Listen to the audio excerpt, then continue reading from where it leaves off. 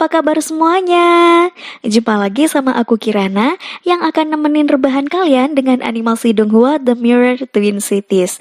Episode ke-6 ini menceritakan Anu, si boneka milik Sumo, membunuh pelayan di kasino Ruyi. Selain itu, di kedalaman hutan, si Jing bertarung dengan sebuah ilusi yang menyerupai Sumo saat masih remaja. Siapa sih si Jing ini? Lo tahu masa bocilnya Sumo ya? Oke, kita mulai aja ke ceritanya. Let's go!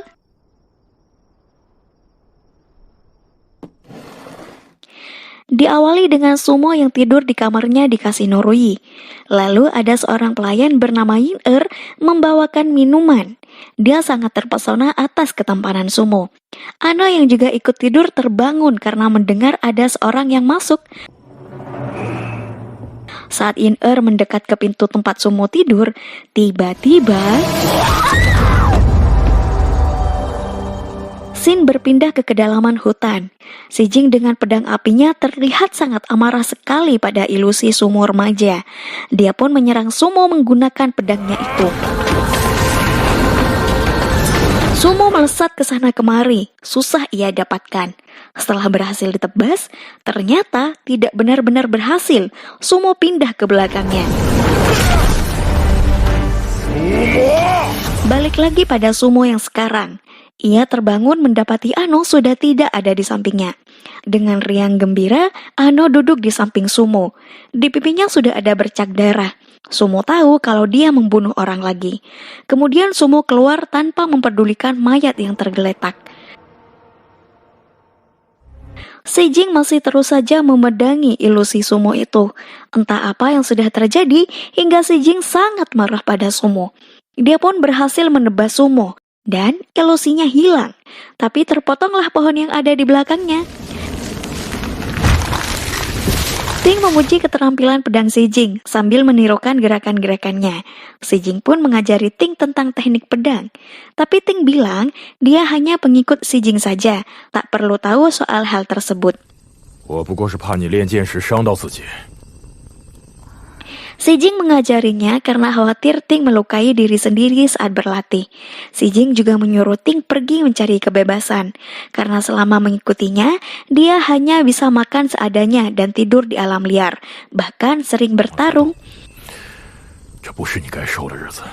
Ting mengira si Jing ngelantur karena mabuk. Si Jing melanjutkan bahwa pahlawan Ting adalah Sumo, padahal dia sangat membenci Sumo. Sumo adalah penyebab Beiying melompat dari menara. Ting langsung berteriak bahwa suku Kongsang pantas menerima itu semua. Karena di Kongsang, suku mermaid diperlakukan seperti binatang.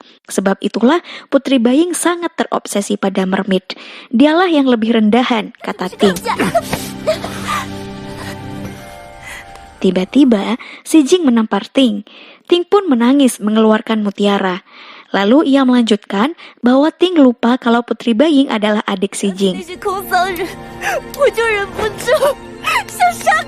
Si Jing merasa iba pada Ting. Dia sebenarnya tak kuasa mendengar kabar saat adiknya terjun dari menara dan langsung ingin membalas dendam pada mermaid.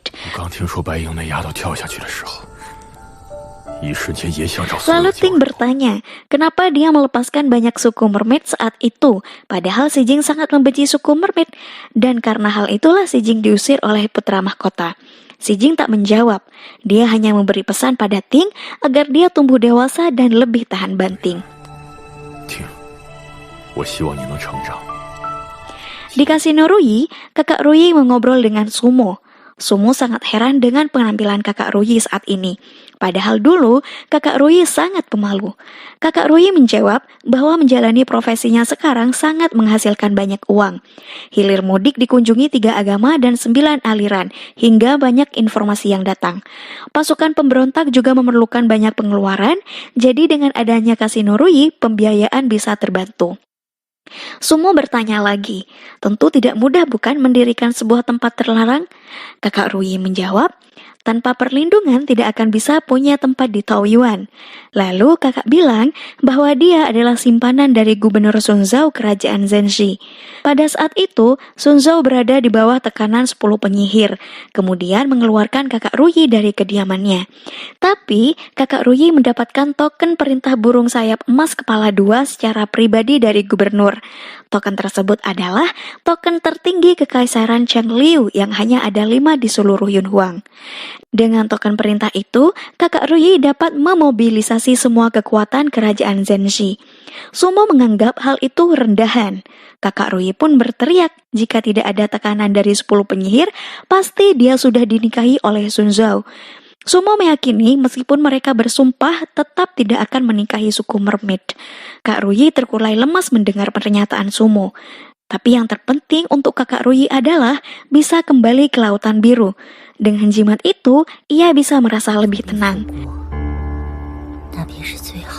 Kemudian datang pelayan melaporkan bahwa Yin-er mati di kamar Sumo.